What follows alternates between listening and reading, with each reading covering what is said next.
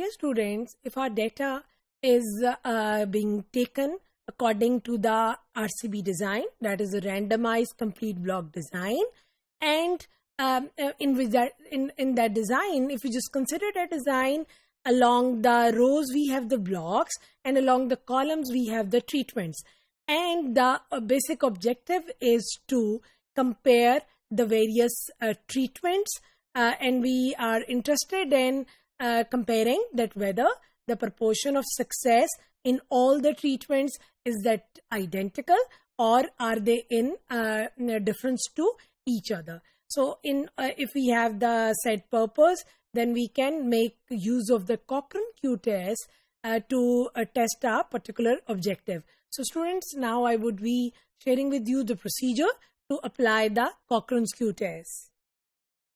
The assumptions that you need to consider here is that the data consists of the responses of R blocks that would appear along the rows, and we have C independently applied treatments. So treatments are usually being taken along the columns. And then the next assumption is that responses are binary and the samples are the matching samples, or in other words, you can call them as being related samples. So if you have a RCB design data, the data is being taken according to the RCB model, design model, and further, if you are going to consider the responses that are being considered under the related sample case, that means the data is being followed for various time intervals, and further, the blocks are a random selection of blocks from the population of all possible blocks. So students, if these assumptions are met with your data, then we can make use of the Cochran Q test to make the comparison between the treatments that are being given to us. So further, the procedure that you need to follow is you would have to outline all the procedure for testing the hypothesis under Cochran Q test. So students, पहला step जो आप design करेंगे, that is a formulation of null and alternative hypothesis. Under the H naught, you would consider that the treatments are equally effective. That means there is no difference in the proportion of success as far as all the treatments are concerned.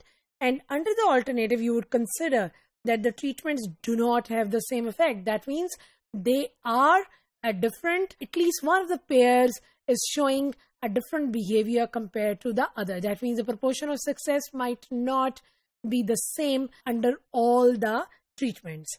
Then the next step is to consider the level of significance that would be taken in advance. Once you are designing your study under the RCB design, the first thing you need to do is to construct your alpha.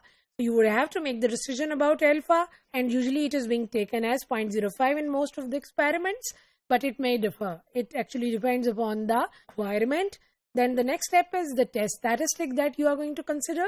So students, here we are going to make use of the Cochran Q test that will be taken as C into C minus 1 summation of Cj square minus C minus 1 into capital N square, where capital N is the total number of observations we have had, divided by Cn minus summation Ri square. Students, यहाँ पे आपके पास जो Ri है, these are the rank sums for all the particular treatments.